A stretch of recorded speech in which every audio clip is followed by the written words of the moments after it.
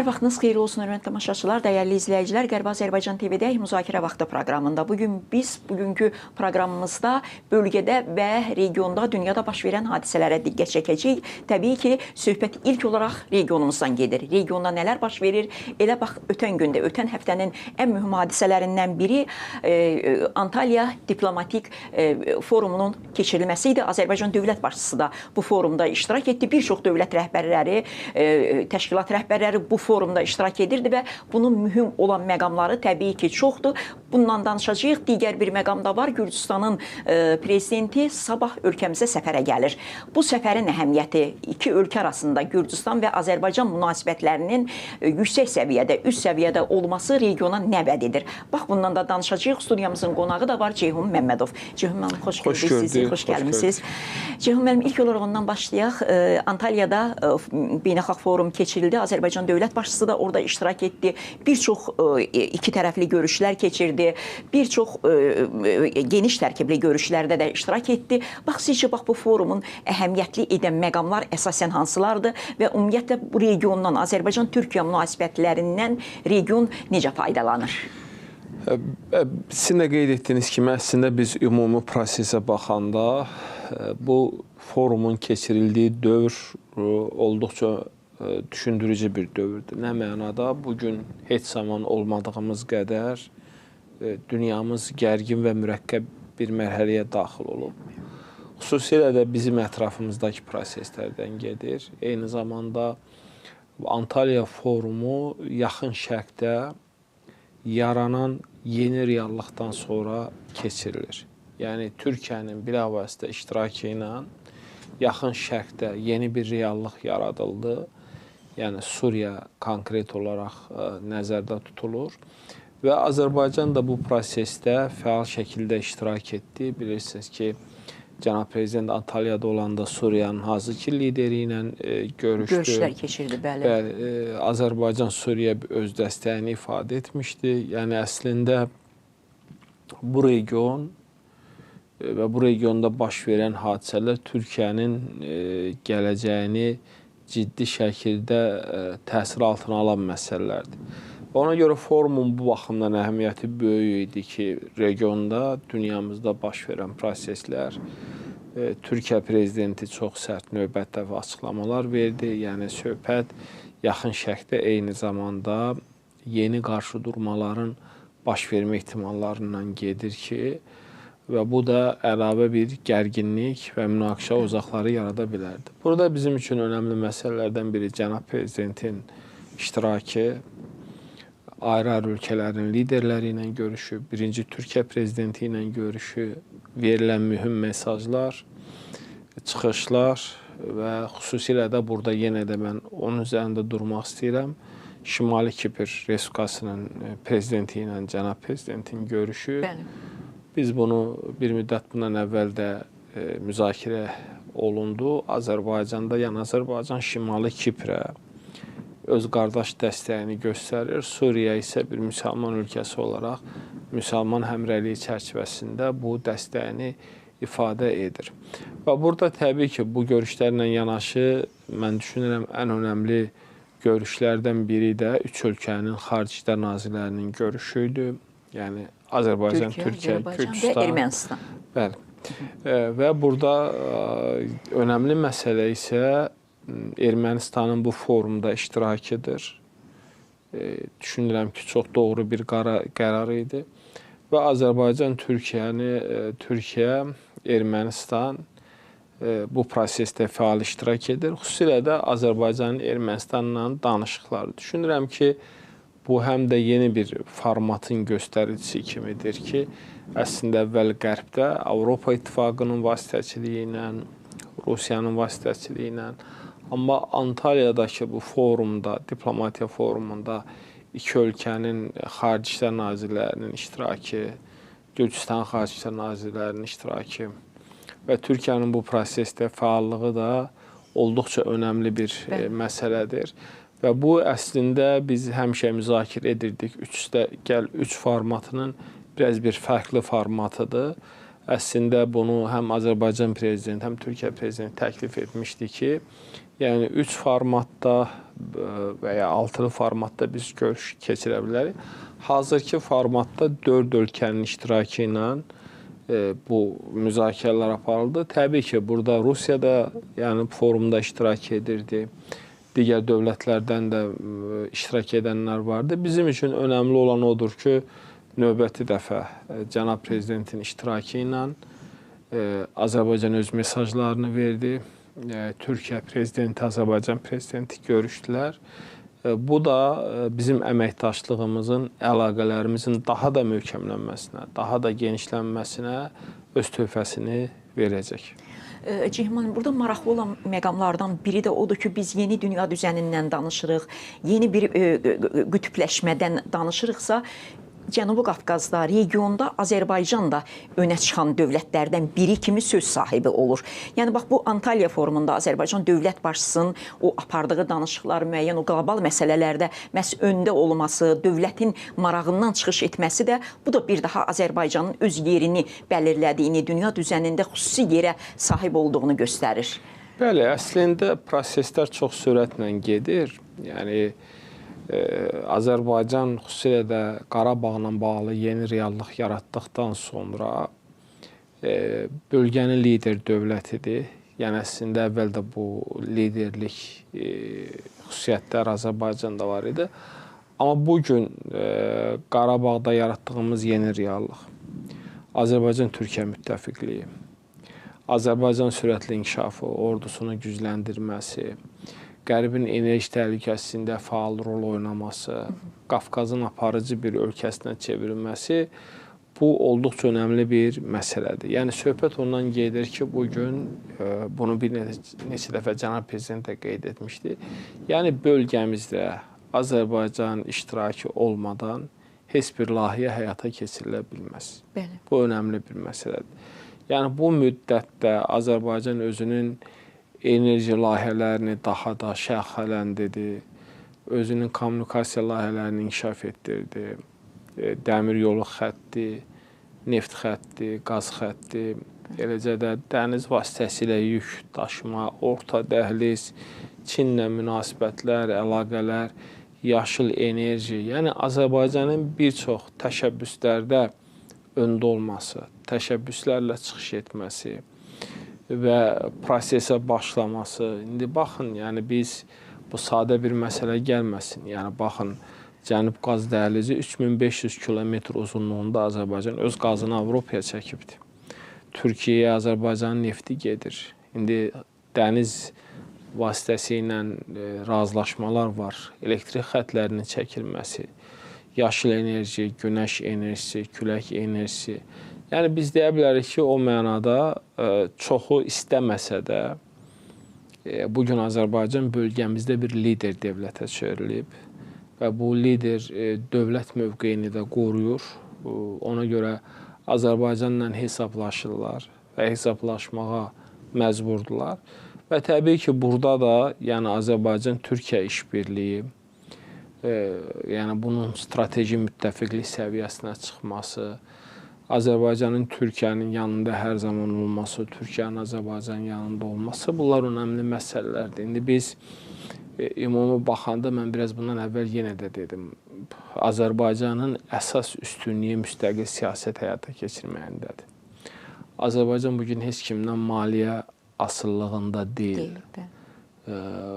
Cənab prezident bunu tez-tez deyir kreditlərlə bağlı. Yəni, amma digər dövlətlər barədə biz bunu deyə bilmirik. Yəni, baxın, biz uzun illərdir müstəqil siyasət həyata keçiririk. Bu siyasəti Ermənistan keçirə bilmir. Baxın, Gürcüstan son vaxtlar müstəqil siyasət həyata keçirmək istəyir. Nə qədər təzyiqlər var, nə qədər baskılar var. Ona görə Azərbaycan o uzun illər ərzində ulu öndər əsasını qoydu. Cənab prezident bu siyasət həyata keçirdi. Yəni, ən güclü ordu bizdədir. Nəinki regionun, dünyanın 60 ordusu içərisində Azərbaycan ən güclü ordulardan biridir.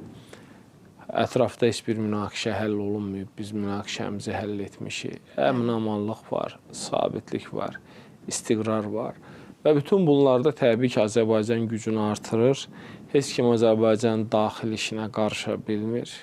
Bu da təbii ki, dövlətin nə qədər güclü olduğunun göstəricisidir. Biz əlbəttə hamıya sabitlik, əmin-amanlıq arzulayırıq, amma bizim vətəndaşlarımız, bizim insanlarımız Gürcüstanda baş verən hadisələri, Ermənistanda baş verən hadisələri ciddi təhlil etməlidirlər və görməlidirlər ki, Azərbaycan hansı bir uğurlu siyasəti həyata keçirir. Bəli, yaxın coğrafiyada baş verənlərə çox elə diqqətlə baxsaq, orada hansı proseslərin getdiyini və nəticənin nələrə gətirib çıxartdığını da görmək mümkündür.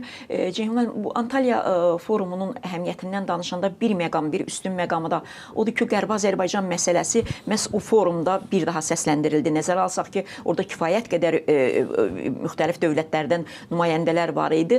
Bu da bizim məsələmizin, milli məsələmizin beynəlxalq aləmə, beynəlxalq ictimaiyyətə çatdırılması baxımından çox önəmli bir hadisə kimi dəyərləndirilməlidir. Tamamilə doğrudur. Yəni, baxın, artıq Qərbi Azərbaycan məsələsi BMT çərçivəsində müzakirə olunur. Qoşulmama hərəkatı çərçivəsində müzakirə olunur. Parlament İttifaqı çərçivəsində müzakirə olunur. Və Antalya forumunda da Qərbi Azərbaycan məsələsi növbət dəfə gündəliyə çıxarıldı. Yəni, Ermənistan bu məsələ ətrafında ajataj yaratmağa çalışır və bilirsiniz ki, rəsmilər Azərbaycan bu məsələni qaldıranda deyirlər ki, bizə qarşı ərazi iddiasından söhbət gedir. Bizim heç bir ərazi iddiamız yoxdur. Bunu dəfələrlə cənab prezident və rəsmilər ifadə ediblər. Azərbaycan beynəlxalq hüquqa əsasən ötən əsrin sonlarında bu ərazilərdən deportasiya olunmuş şəxslərin, bir daha vurğulayıram, beynəlxalq hüquq əsasında öz doğma yurtlarına qayıtmasını tələb edir. Bəli. Və dünya da buna lal-kar olmamalıdır. Ermənistan hansı təbliğatı aparsa da biz konkret qanuna istinad edirik, hüquqa istinad edirik və o mənada bilirsiniz ki, Qərbi Azərbaycan icmasının sədri Əziz Ələkbərli orada iştirak edirdi. Yəni, icmanın bir neçə üzvü də orada idi və eyni zamanda onlar parlamentdə də bizim həmkarlarımızdır. Və orada ayrıca bir müzakirənin bu istiqamətdə aparılması, bu həqiqətlərin çatdırılması. Çünki bəzən qeyd etdiyim kimi yanlış informasiyalar təqdim olunur. Bu Azərbaycan Ermənistana qarşı ərazi iddiası kimi təqdim olunur. Ona görə bu mənada, bu anlamda orada bu məsələnin gündəliyə qaldırılması, yəni minlərlə insanın bu məsələyə şahid olması, bu müzakirələri görməsi, izləməsi bu baxımdan da önəmlidir. Ceyhun, bölgədən, regiondan elə danışmışkən, sabah Gürcüstan prezidenti Azərbaycana səfərə gələcək və ilk xarici səfərini bizim ölkəyə, Azərbaycana edir. Əslində, burada bir mesaj var. Azərbaycan-Gürcüstan münasibətlərinin ən üst səviyyədə olduğunun bir göstəricisidir. Bəli, tamamilə doğrudur. Mən yenə də onu xüsusi qeyd etmək istəyirəm ki, bir müddət bundan əvvəl cənab prezident çıxışlarında dövlətlər arası iki tərəfli əlaqələrin önəminə toxunmuşdu.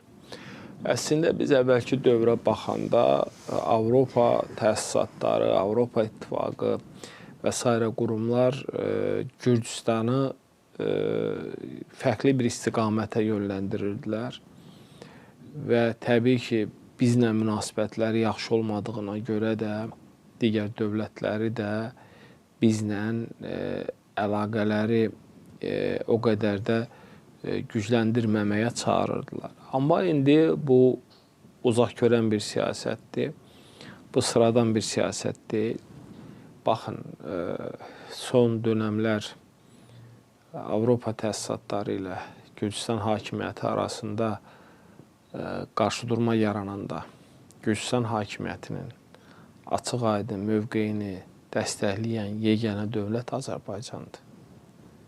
Dəfələrlə müxtəlif tribunalarda cənab prezident Gürcüstanı dəstəklədi və Avropa qurumlarına, təsisatlarına, Avropa İttifaqına, Şurasına, Gürcüstanın daxili işlərinə qarışmaqdan çəkinməyə çağırdı. Bu məsələnin siyasi tərəfi və iqtisadi tərəf, yəni bugün Gürcüstana ən böyük sərmayəni qoyan, bu istiqamətdə fəal iş aparan Azərbaycandır. Və o mənada bu çox önəmli bir məsələdir ki, bizim artıq əlaqələrimiz strateji müttəfiqlik səviyyəsinə kimi gəlib çatıbdır. Yəni bir ölkənin liderinin, prezidentinin prezident seçiləndən sonra hansı səfər, hansı ölkəyə etməsi çox önəmlidir. Bu onu göstərir ki, ilk səfərini etməli. Bu onu göstərir ki, bizim çox güclü müttəfiqlik əlaqələrimiz var. Bizim bir-birimizə böyük bir dəstəyimiz var və bu da asan yolla əldə olunmayıb. Yəni bu uzun illər ərzində aparılan siyasət, baxın, cənab prezident ötən müddətdə dəfələrlə Gürcüstana səfər etdi. Gürcüstan rəsmiləri Azərbaycana səfər etdi. Strateji müttəfiqliyimiz bizim daha da gücləndi və bu səfərdə bu mənada xüsusi önəm daşıyır. Gürcüstan bizim üçün strateji ölkədir. Biz əlaqələrimizi gücləndirməliyik. Bizim kommunikasiya xətlərimiz oradan keçir, orada bizim soydaşlarımız yaşayır və o mənada bu səfərdən gözləntilər də böyükdür və biz əminik ki, bunun çox ciddi nəticələri də olacaq. Bəli, Azərbaycan-Gürcüstan münasibətləri sözsüz ki, bölgəni də təsirləndirir. Münasibətlərin üst səviyyədə olması bölgəyə də təsir edir və digər dövlət olan Ermənistan da hər halda bu münasibətlərdən, bu qardaşlıq, müttəfiqlik münasibətlərindən nümunə götürməlidir və bölgədə sabitliyi, sakitliyi istəyirsə, o da bax bu elə müttəfiqliyə, dostluğa, əməkdaşlığa qoşulmasa belə ən azından o təxribatçılığı, gərginlik yaradan hərəkətlərdən əl çəkməlidir və Azərbaycan və Gürcüstanın davranışları da ondan xəbər verir ki, regionun aparıcı gücü olan Azərbaycan və Gürcüstanın da onun yanında olması bölgənin sabitliyinin, təhlükəsizliyinin qarantıdır həm də.